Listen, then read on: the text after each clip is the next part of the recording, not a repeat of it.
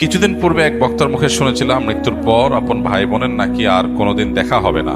এখন আমার জানার বিষয় হচ্ছে এই কথাটি কতটুকু সত্য, আর যদি সত্য হয়েও থাকে তাহলে কেন? রাসূল সাল্লাল্লাহু আলাইহি ওয়াসাল্লাম তো বলেছেন, যার সাথে যার মহব্বত তার সাথে তার কিয়ামত। প্রথম কথা হলো যে এটা সঠিক কথা না। যদি কোনো বক্তা বলেও থাকেন যে মানুষ মারা যাওয়ার পরে তার ভাই বোনের সাথে দেখা আর কোনোদিন হবে না, এটা সঠিক কথা না। কারণ কোরআন হাদিসে কোথাও এরকম কোনো কথা বলা হয়নি যে মানুষের মৃত্যুর পর আর প্রিয়জনের সাথে কখনো দেখা হবে না, বরং এর উল্টাটা আছে। আল্লাহ রাব্বুল আলামিন কোরআন হাকিমের মধ্যে ইরশাদ করেছেন, যে ব্যক্তি ঈমান এনেছে এবং ওয়াত্তাবাআতহুম যুররিয়াতুহুম, তার পরবর্তী বংশধর যাদেরকে সে রেখে গেছে পৃথিবীতে, তারা যদি তার অনুসরণ করে, অর্থাৎ তার ঈমান আমলের অনুসরণ করে, তাহলে আল্লাহ তাআলা বলেছেন যে তাদেরকে তাদের সাথে আল্লাহ তাআলা ইলহাক করে দিবেন, সংযুক্ত করে দিবেন। অতএব এই আয়াত বরং পরিষ্কার বলছে যে কোনো মানুষের মৃত্যুর পর তার আত্মীয় স্বজন বা যাদেরকে তিনি রেখে মৃত্যুবরণ করলেন, সে মানুষগুলো প্রিয়জনরা যদি তার আদর্শ অনুসরণ করে, অর্থাৎ ঈমান আমলের চর্চার মধ্যে থাকে, তাহলে তাদের সাথে কিয়ামতে বা আখিরাতে আল্লাহ রাব্বুল আলামিন তাদের সাথে সাক্ষাৎ এবং একসাথে থাকার সুযোগ আল্লাহ তাআলা দান করবেন। এটা এখান থেকে পরিষ্কারভাবে বোঝা যায়। আর এর পাশাপাশি নবী সাল্লাল্লাহু আলাইহি ওয়াসাল্লাম আরেকটা হাদিস আছে, আলমারউ মা'a মান আহাব, অর্থাৎ মানুষ যাকে ভালোবাসে তার সঙ্গে সে থাকবে। সেটার একটা অর্থ হতে পারে যে একজন মানুষ যখন জাহান্নামী কোনো মানুষকে ভালোবাসবে, আপনি কার ফ্যান, কার ফলোয়ার, কাকে ভালোবাসেন, কাকে অনুসরণ করেন, এটার উপর নির্ভর করে আপনার গন্তব্য। একজন মানুষ যখন কোনো খারাপ মানুষ অনুসরণ করে, তখন তার সাথে কিয়ামত হবে, তার সাথে তার হাসর হবে, সে তার পরিণতি ভোগ করবে। আর কেউ যখন কোনো জান্নাতি মানুষকে ভালোবাসে, জান্নাতি মানুষ অনুসরণ করে, তখন সে তার সাথে জান্নাতে থাকার সুযোগ লাভ করবে। এখান থেকে পরিষ্কারভাবে বোঝা যায় যে কোনো বক্তা যদি এরকম কথা বলেও থাকেন তাহলে এটা সঠিক না। তবে হ্যাঁ, কিয়ামতের পর একজন মানুষ তার প্রিয়জনের সাথে তার সাক্ষাতের সুযোগ হবে না বা গন্তব্য পৃথক হবে, যখন একজন জান্নাতি হবে আরেকজন জাহান্নামী হবে। এখন প্রশ্ন হলো যে আমার ভাই, আমার মা, আমার বাবা, আমার সন্তান কেউ যদি বেঈমান হয় আর সে যদি জাহান্নামী হয়, আর আমি যদি জান্নাতি হই, তো জান্নাতে আমার সুখ হবে না, আমার তো মনে কষ্ট থাকবে যে আমার প্রিয়জন জাহান্নামে। তো জান্নাতে তো কারোর কোনো কষ্ট থাকার কথা না। জান্নাত আজা কে আজারে নাবাসত কাছে রাবা কাছে কারে নাবাসত, ফার্সিতে একটা কবিতা আছে, জান্নাত সেই জায়গা যেখানে কোনো কষ্ট থাকবে না। তো আমার যদি আমার প্রিয়জন যদি জাহান্নামে যায়, আমি যত জান্নাতে যাই আমি তো সুখ পাবো না, তাহলে আল্লাহ তাআলা আমাকে কিভাবে সুখী করবেন? উত্তর হলো, আল্লাহ রাব্বুল আলামিন আমাদেরকে জান্নাতে যখন নিবেন বা আখিরাতের মারহালা বা স্তরগুলো যখন, লেয়ারগুলো যখন আমরা পার হব, আমরা দুনিয়ার মতো করে সেগুলোকে চিন্তা করি। সাধারণত এখানে যেরকম আমরা একে অন্যকে ফিল করি, মিস করি, আল্লাহ তাআলা সেখানকার পরিবেশ পরিস্থিতি, আমাদের মানসিক অবস্থা সব কিছুকে আখিরাতের জন্য অনুকূল করে দিবেন। আপনার প্রোফাইল থেকে যদি আল্লাহ তাআলা তাদেরকে ডিলিট করে দেন, আপনার মেমোরি থেকে আল্লাহ তাআলা তাদের দূর করে দেন, যে আপনার আত্মীয়স্বজনের মধ্যে যারা জাহান্নামে গেছে, তাহলে আপনি কি তাদের কষ্ট অনুভব করবেন? আপনার অন্য সবকিছু ঠিক আছে, শুধু ওইটুকু আল্লাহর মেমোরি থেকে আপনার ডিলিট করে দিয়েছেন, তাহলে আপনি কিভাবে কষ্ট পাবেন? আজকাল অনেক কিছু বোঝা আমাদের জন্য সহজ হয়ে গেছে।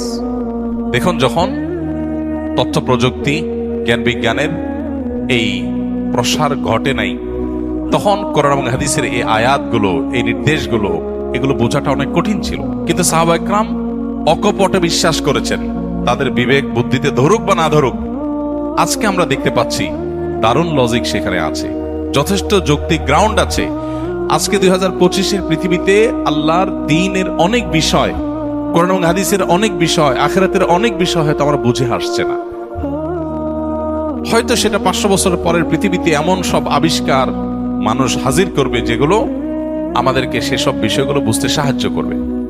তো যে ব্যক্তি নিজের বিবেক বুদ্ধি এবং সমকালীন লজিকের ভিত্তিতে দ্বীনকে বুঝতে চায়, সে গোমরাহ হবে। এটা তার গোমরাহির আলামত। দ্বীনকে বোঝার জন্য কোনো লজিকের আশ্রয় নেওয়া, এটা কোনো বুদ্ধিমত্তার পরিচয় নয়। আমি আল্লাহর কাছে নিজেকে সারেন্ডার করব, কারণ আল্লাহ আমার সৃষ্টিকর্তা। আমি যদি আল্লাহর সব কথার লজিক ধরে ফেলতে পারি, তাহলে আল্লাহ কিসের আল্লাহ হলেন? নাউজুবিল্লাহ। আল্লামা ইকবাল বলেছিলেন, জো সমঝ মে আ গই ও ফির খোদা কিউ কর হুয়া। যাকে আপনি বুঝে ফেলেছেন, রপ্ত করে ফেলেছেন, তার সমস্ত নির্দেশের যৌক্তিকতা, যথার্থতা, তার নিষিদ্ধের যৌক্তিকতা, যথার্থতা যদি আপনি ধরেই ফেলেন, তাহলে তিনি আর আল্লাহ হলেন কি? আল্লাহ তো তিনি যার সব আদেশের যৌক্তিকতা আপনার মাথায় ধরবে না। তিনি তো অসীম। আপনি যদি তার সবকিছুকে রপ্ত করে ফেলতে পারেন, তাহলে তিনি সীমিত হয়ে গেলেন। আপনার বুঝে আসছে না এরকম অনেক বিষয় থাকবে, সেটা স্বাভাবিক। আপনি যার অধীনে চাকরি করেন, আপনার মালিক, কোন অফিসে আপনি কাজ করেন, কোন কোম্পানিতে কাজ করেন, আপনার মালিক আপনাকে অনেক কথা বলে যে কথার যৌক্তিক গ্রাউন্ড আপনি জানেন না। আপনাকে বলছে তুমি এই কাজটা করো, কেন করতে বলছে আপনি জানেন না। আপনার কাছে এর বাহ্যিক কোনো লজিক্যাল কারণ নাই, কিন্তু আপনি জানেন তিনি যেহেতু আমার মালিক, তিনি যেহেতু আমার চাইতে অনেক বেশি বোঝেন, অতএব নিশ্চয়ই তার কাছে কোনো গ্রাউন্ড আছে। বিধায় আমি তার অধীনস্থ হিসাবে শুধু দায়িত্ব পালন করি, হয়তো আমার বুঝে আসবে পরে। একজন গাড়ি চালক, একজন পিয়ন, তাকে বলা হলো যে ফাইলটা তুমি অমুক জায়গায় দিয়ে আসো, আবার নিয়ে আসো, আবার দিয়ে আসো, আবার নিয়ে আসো। তার কাছে মনে হতে পারে এটা তো অনর্থক কাজ, কেন দিয়ে আসছি, কেন নিয়ে আসছি, এর দ্বারা লাভ কি? অনেক সময় দেখবেন অনেক কোম্পানিতে, কোম্পানির নিচের দিকে যে সমস্ত চেয়ারগুলোতে অথবা সাধারণ যে সমস্ত দায়িত্বগুলো আছে সেগুলো যারা পালন করে, তারা সাধারণত বসদের সমালোচনা করে, অহেতুক কাজ। সে বুঝে না কেন তার বস এগুলো বলেছে। বসের সব কিছু যদি তুমি বুঝে যাও তো তুমিই তো বস হয়ে যাবা। তোমার আর মালিকের মধ্যে পার্থক্যটা কি? যে তার সব কথার রহস্য তুমি বুঝবা না, তার যোগ বিয়োগ সব তোমার মাথায় ঢুকবে না, এটাই স্বাভাবিক। তাহলে আল্লাহ তাআলার সব যোগ বিয়োগ, আল্লাহর সব আদেশের সাথে যৌক্তিকতা তোমার কেন বুঝতে হবে?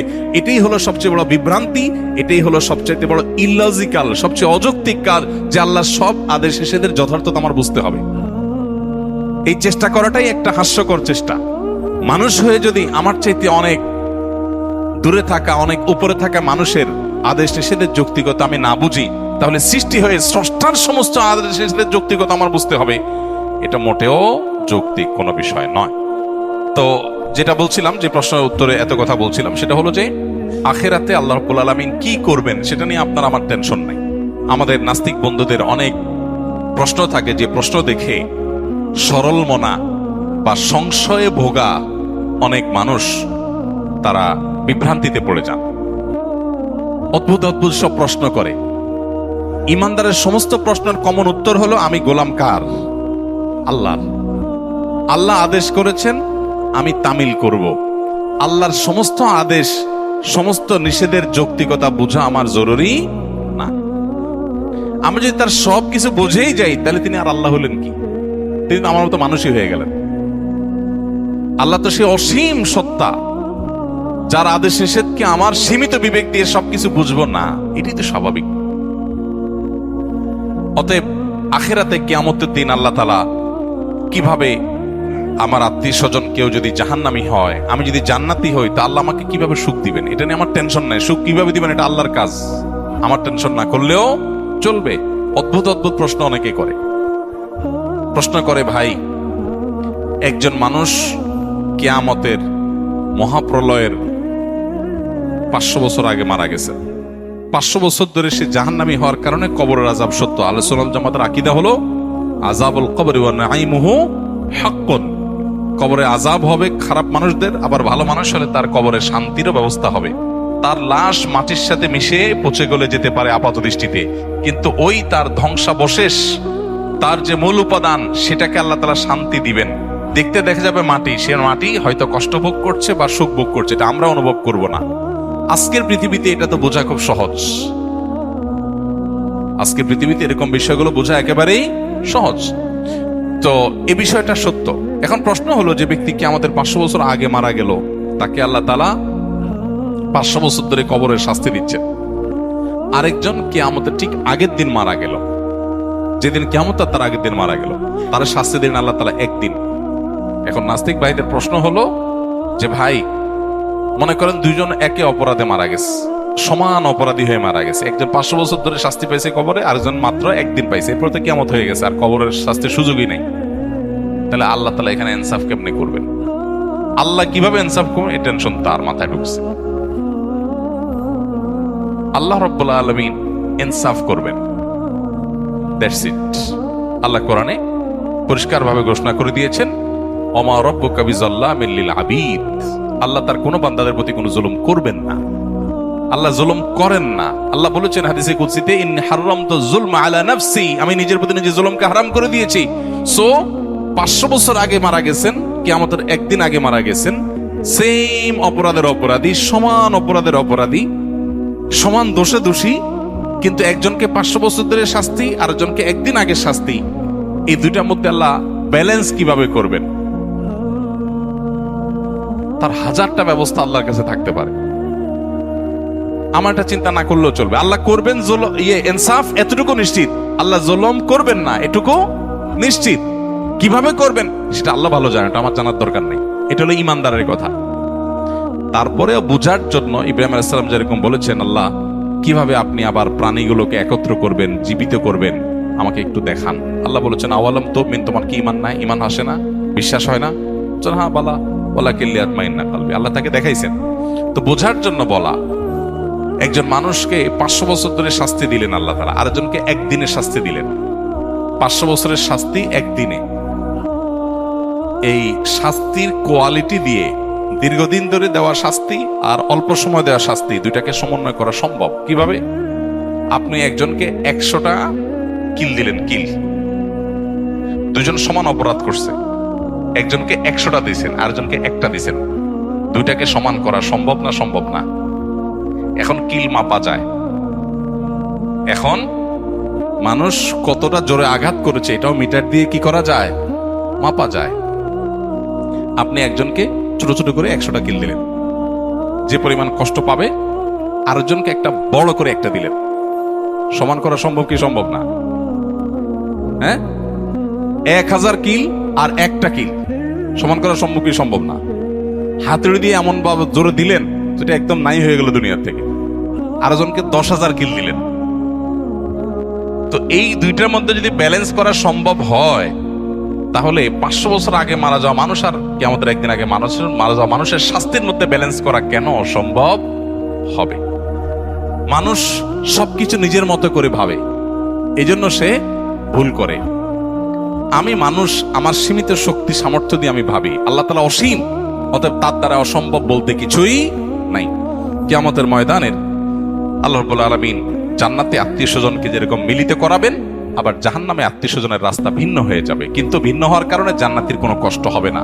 সে ব্যবস্থা আল্লাহ করবেন। কিভাবে করবেন আল্লাহ জানেন, কিভাবে করবেন আল্লাহ জানেন। এক লোক প্রশ্ন করেছে, ভাই আমার তো বিড়ি খাওয়ার অভ্যাস আছে, আল্লাহ তো জান্নাতে যা চাইবেন তাই দিবে, তো আমি জান্নাতে বিড়ি খাওয়া ছাড়া তো আমার ভাল লাগবে না। যদি আল্লাহ আমারে জান্নাত দেন, যদি আল্লাহ আমাকে জান্নাত দেন, হতে পারে না যে অনেক গুনাহ করার পর আল্লাহ মাফ করে জান্নাত দিয়ে দিয়েছেন, হতে পারে। ইমানদার হলেই হলো। তো আমি ইমানদার মুসলমান, আল্লাহ আমার সব মাফ করে জান্নাত দিতে পারেন, সুযোগ তো আছে। যদি দেন তো আমার তো বিড়ি ছাড়া ভালো লাগবে না। তো জান্নাতে গেলে আল্লাহ আমারে বিড়ি দিবেন কিনা? দিলে জান্নাতে বিড়ির মতো নোংরা জিনিস থাকলো, দুর্গন্ধ। আবার যদি আল্লাহ না দেন, তাহলে আমার জান্নাতে সুখ হবে কেমনে? তো উত্তর হলো, আপনার অন্তরে যে বিড়ির চাহিদা আছে, এই নোংরামি আল্লাহ তাআলা দূর করে দিবেন। এটা আর থাকবে না আপনার মনে। সম্ভব কি সম্ভব না? সম্ভব, বিভিন্নভাবে সম্ভব। অতএব এই বিষয়গুলোকে আল্লাহ তাআলার উপর ন্যস্ত করা দরকার। আখিরাতের বিষয়গুলোকে আমরা নিজেদের মতো করে ভাবা ভুল।